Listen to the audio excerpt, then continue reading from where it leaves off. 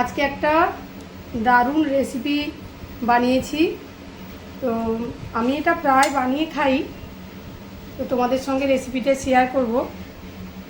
কারা কারা খেয়েছো আশা করি বুঝতে পেরেছো। পাতুরি তো বুঝতে পেরেছো, কিন্তু কিসের পাতুরি অবশ্যই কমেন্ট করে জানাবে।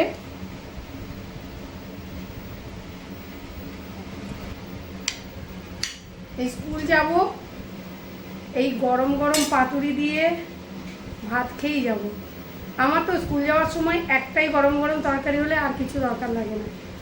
তো এই পাতুরিটা তোমরা দেখে নিশ্চয়ই বুঝতে পারছো, মোরলা মাছের পাতুরি করেছি। কারা কারা পাতুরি খেতে ভালোবাসো অবশ্যই কমেন্ট করে জানাবে।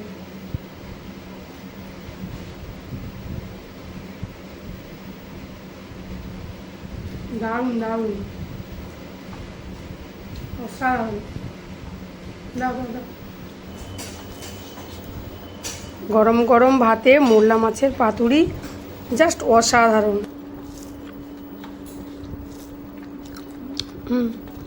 আবার মাছের বড়া এলো গরম গরম।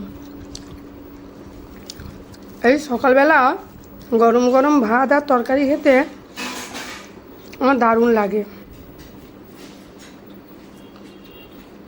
অসাধারণ।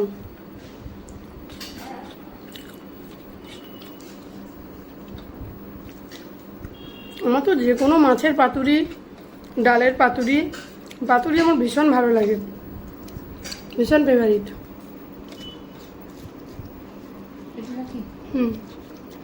মাছের মাথা দিয়ে দিদি আজকে অনেক তরকারি বানিয়ে দিয়েছে। পাতুরিটা আমি বানিয়েছি, আর মাছের মাথা দিয়ে কুমড়ো পুঁই ডাঁটা দিয়ে চচ্চড়ি, এটাও কিন্তু দারুণ লাগে খেতে। তো আমি তো গরম গরম পাতুরি পেয়ে আগে সবজি না দিয়ে আগে পাতুরি দিয়ে খেয়ে নিচ্ছি।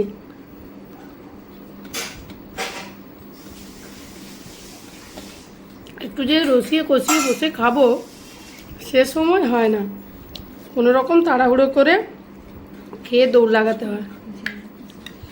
আর আমি ঝিঙা পোস্ত খাবো না।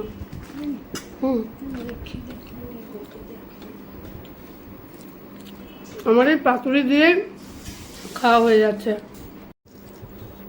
পাতুরি, গরম গরম ডিম, মাছের ডিমের বড়া।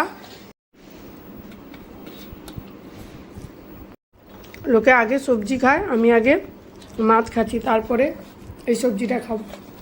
সবজি কিন্তু আমার এক বাটি চাই।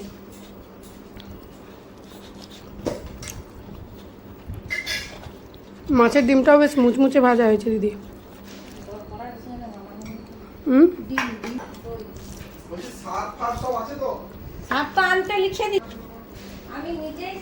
আবার দই, বাবা এত খাওয়ার সময় হবে?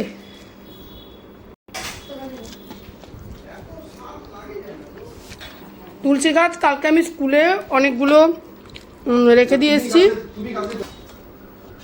সবজিটাও দারুণ হয়েছে। পুঁই ডাঁটা খেতে আমার ভীষণ ভালো লাগে, কিন্তু এখন স্কুল যাওয়ার সময় তাড়াহুড়ো করে খাবো না, স্কুল থেকে এসে বসে বসে ডাঁটা খাবো।